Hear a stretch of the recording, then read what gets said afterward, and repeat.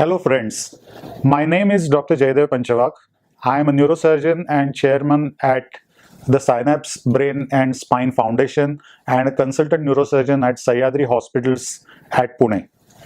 Today I want to speak to you about a disease which is very close to our hearts because I have been working on this particular disease and a particular modality to treat it for the last 15 to 17 years. As it happens, on the 7th of October, it is a World Trigeminal Neuralgia Day. Now, why trigeminal neuralgia is so important?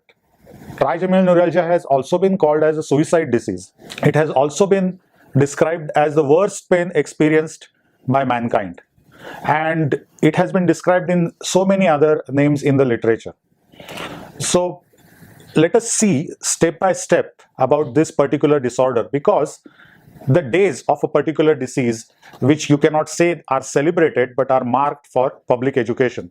The first question is, what is trigeminal neuralgia? So trigeminal neuralgia is a very severe pain which comes on one side of the face, either in the forehead or in the cheek or in the chin, or sometimes simultaneously in all three parts but on one side. This pain typically comes suddenly. It is very severe in intensity. It comes as a current and it is excruciating in its nature, and it debilitates the patient so much that he just cannot function normally. So what are the typical features on which it is diagnosed? Trigeminal neuralgia is always diagnosed based on the clinical features, that is history, symptoms. The patient describes the pain as a sudden severe current coming either in the gum, upper gum or lower gum, or in the cheek or in the forehead or in the eye. Sometimes patients describe that as red chili powder being thrown in their face. Sometimes they describe this as a sudden bomb blasting on the face. So there are different expressions in which patients describe it, but it is always very severe.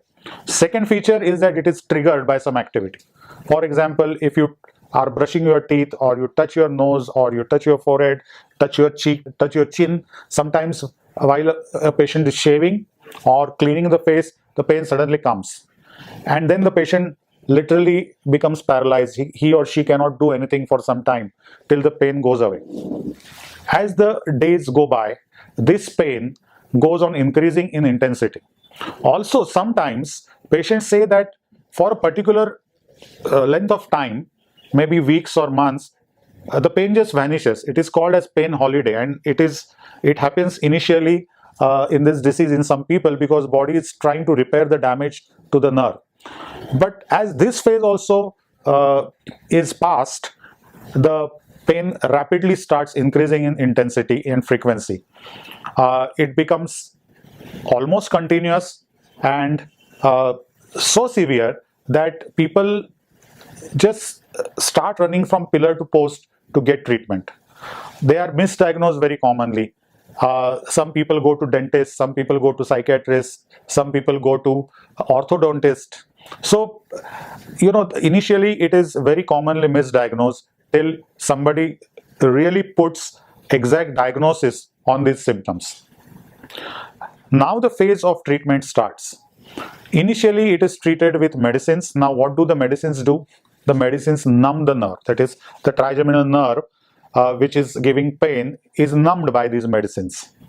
But do the medicines know that they have to numb only that nerve? Unfortunately, no.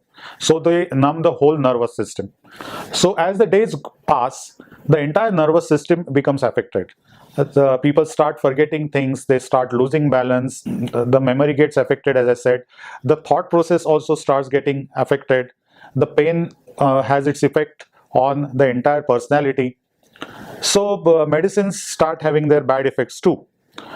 Now there are certain procedures which are destructive in nature, like radiofrequency, in which a peripheral part of the nerve is burnt with radiofrequency, or alcohol injection is given in the nerve, burning that nerve chemically, or radiation is given to the nerve, burning that nerve. But all these again are destructive procedures. They usually fail in long term. And why? Now the answer to this question is in the etiology or the reason of trigeminal neuralgia. Why does the trigeminal neuralgia occur?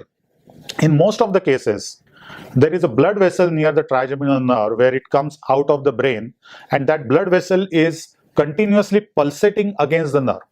So we know that there are 70 to 80 pulsations per minute, and this blood vessel is continuously pulsating against the nerve. So 24 hours a day, 365 days a year, this pulsation is going on and the nerve is getting damaged. And that is actually of the cases. Also, this blood vessel elongates or becomes long and ectatic or tortuous as the days go by. What does it do? The blood vessel burrows still deeper inside the nerve and starts hitting the nerve even more severely, and the neuralgia intensity goes on increasing. So this is a negative spiral in which the nerve has gone, and we are trying to treat it with temporary measures and medicines with increasing doses. The problem that is happening during all this time, these crucial years I call them, they may be 2 years, 3 years, 4 years. If people are unfortunate, maybe 10, 12, 14 years they are suffering, their personality gets affected. They'll end up in what is known as chronic pain syndrome. It has been proven that if a person keeps on getting a particular type of pain again and again, what happens is that the sensory area for that pain inside the brain increases in size. So even a small stimulus starts getting perceived as severe pain. And not only that, other pains also start getting perceived as severe. So the personality goes on changing. People start thinking that, oh, he or she is, even if they get some small discomfort, they are having severe pain. That is because this is a constant pain feedback working on your nervous system. My friends, it is the most important thing to understand and realize, especially by the people who are newly diagnosed with trigeminal neuralgia, because with today's technology it can be cured. And for the last 15 years we have been doing this with a very focused intention to relieve patients of pain with MVD surgery. In microvascular decompression surgery, we actually remove the cause of the pain. What does it mean? It means that with the modern neuromicroscope and modern equipments, we separate the trigeminal nerve from the blood vessel and wrap the blood vessel in a very soft Teflon sponge. And that's how the blood vessel stops hitting on the nerve. And that stops the pain. Now, earlier it is done rather than wasting too much time. Of course, initially the first line of treatment is medicines. But as we see the disease intensity increasing, if wasting more time, if we do this, then many precious years are saved and the personality is also saved. Many people who get cured of trigeminal neuralgia have said this sentence repeatedly in our trigeminal neuralgia center clinic. Sir, why were we not told about this possibility or option before? And that is such a sad statement in today's times, because we have such advanced technology at our disposal. We know why the disease happens, and still we are trying to do some temporary measures and we are trying to control them on high doses of medicine. Well, after knowing the option, if the patient decides that he doesn't want to opt for surgery, then it is his or her decision. But not knowing about this option, I think, is not acceptable. And on the occasion of Trigeminal Neuralgia Day, I would like to tell everyone that trigeminal neuralgia can potentially be treated by microvascular decompression surgery. This is number one. Number two, yes, this surgery is on the brain. It needs special expertise and it needs a focused effort by a team. But the last 15 years have taught us many things.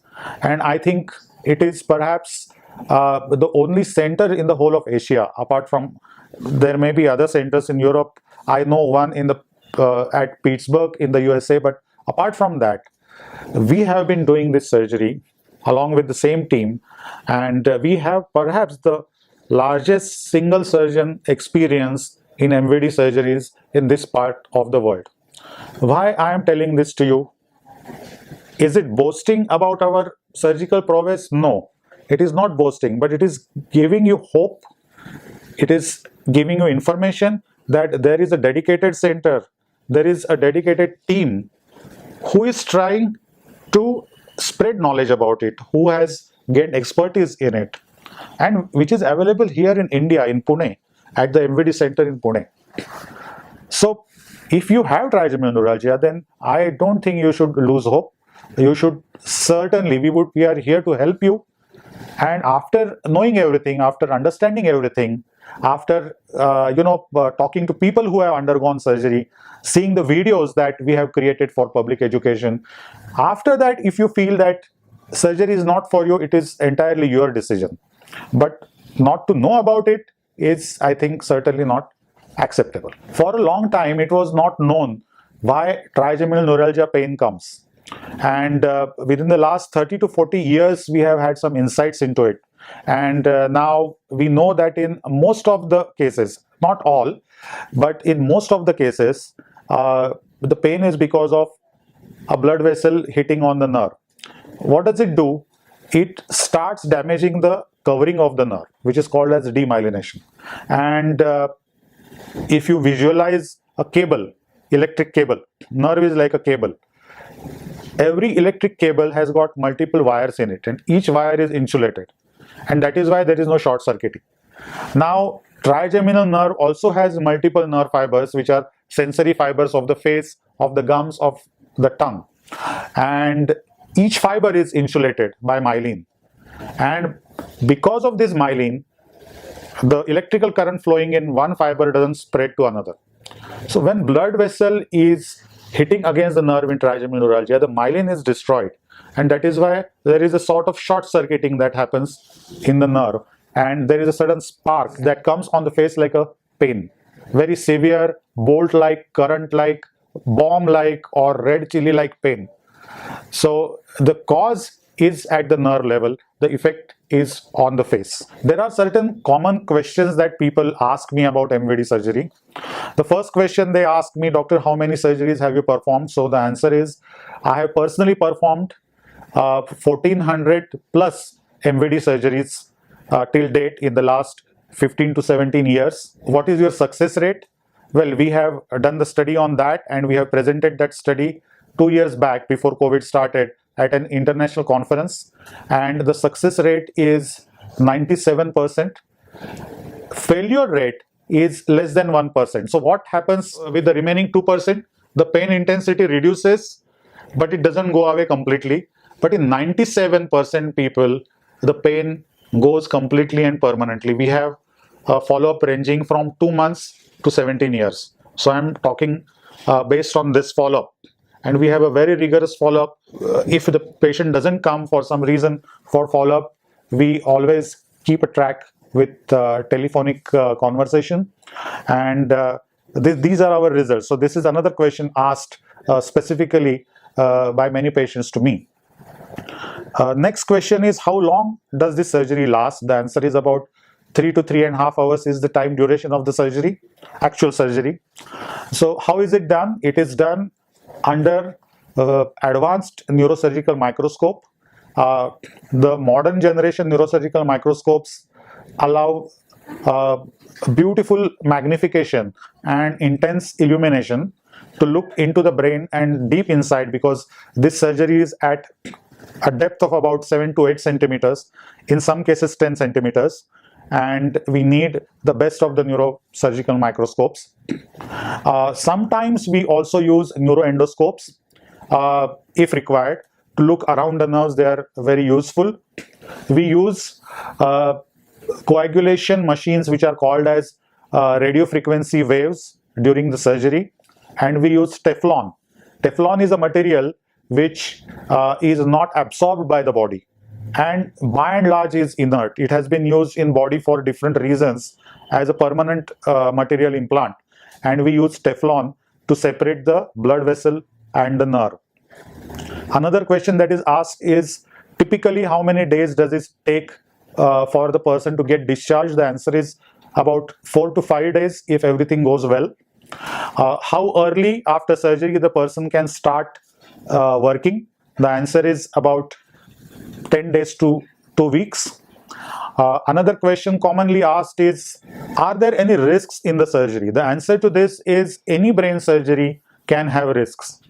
And the incidence of the risks in our series is really very low. It doesn't mean that a surgery can be risk-free. No surgery in the world is risk-free. The simplest of the surgery, like taking sutures on the skin, has got a risk because we have to give local anesthesia. The local anesthesia can have, side effects, etc. So any intervention on human body has risks. The medicines, for that matter, given for trigeminal neuralgia also have risk. I have seen people taking those medicines developing severe skin rashes. I have seen people landing up with severe mental problems with those medicines. So what I mean to say is that any intervention on human body, be it surgery, be it medicine, be it any other procedure, potentially has got risk.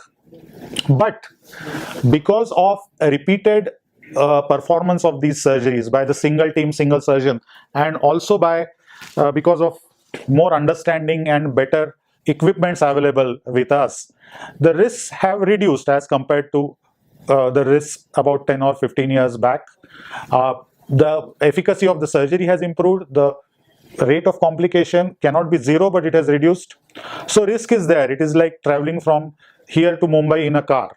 Is there a risk? Yes, there is a risk, but you have to reach to Mumbai.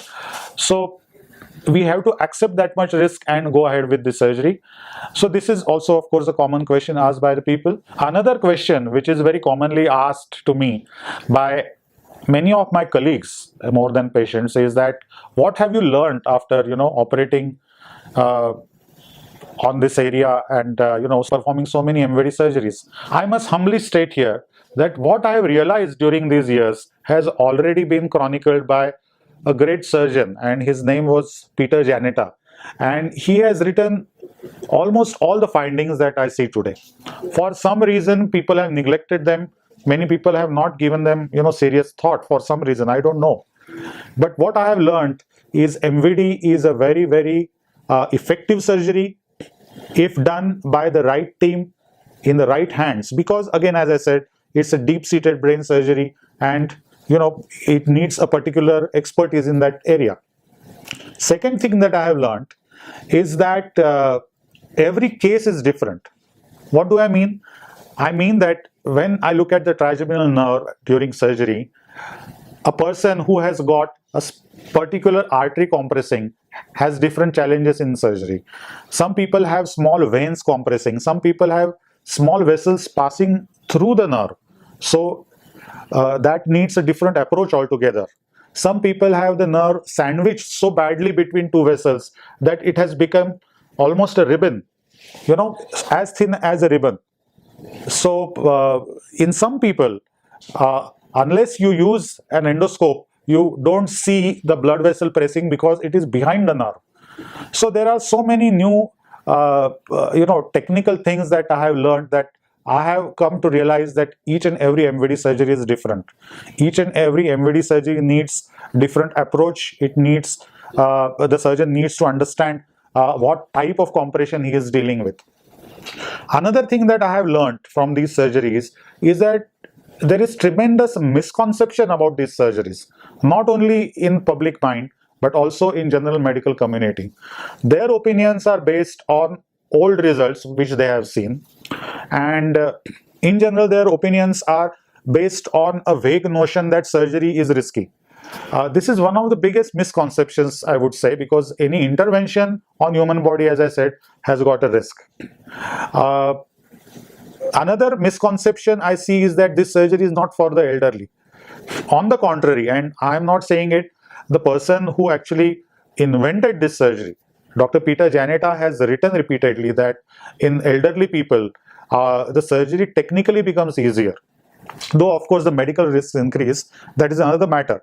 But technically, since the cerebellum shrinks and you are working around the cerebellum during surgery, there is a more space which you can utilize to operate deep inside the brain, and it becomes technically easy. So this is another misconception that needs to be dispelled.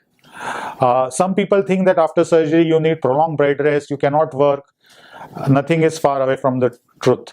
I get patients from different cities of India. Like recently, in last 1 month, we have operated patients coming from Bangalore. We have operated patients from Delhi. We have operated one from Ratlam, one from Arunachal Pradesh.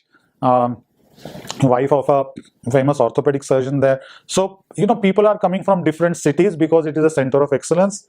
We get patients from different countries too. Among the recent international patients that we have operated, one was from Britain. His name is Nick Nanda, and he has given a very beautiful interview and posted it on YouTube. You are all free to check it up. He went everywhere in Europe and finally realized that there is a center in India, and he came here. We are very happy that he got cured of his pain. Another person came from Myanmar, and he is himself a doctor. His name is Dr. Zahir Lin, and he has also very beautifully put his experience about his problem. Although his problem was hemifacial spasms, which is like trigeminal neuralgia, but there is your continuous spasms on one side of the face. But it was MVD surgery, and he has put his experiences very beautifully. We have operated a few patients coming from the African countries, some patients coming from Bangladesh and nearby countries. So I think after COVID, as the international travel opens up, we hope to serve to many more countries, because these patients are suffering very badly. As I told you, it is called as suicide disease, and there is a reason for that. Our mission is to end this agony and pain. Our mission is to spread knowledge amongst people about this disorder, and also to offer the treatment in the best possible way. So on this day of trigeminal neuralgia, 7th October, let us pledge to end this pain known as suicide disease. And I request all of you to join in this effort. Help us build up this center further. Help us make it more effective and approachable to many people around the globe. Thank you very much for listening, and I hope you will join in our efforts of spreading knowledge about trigeminal neuralgia.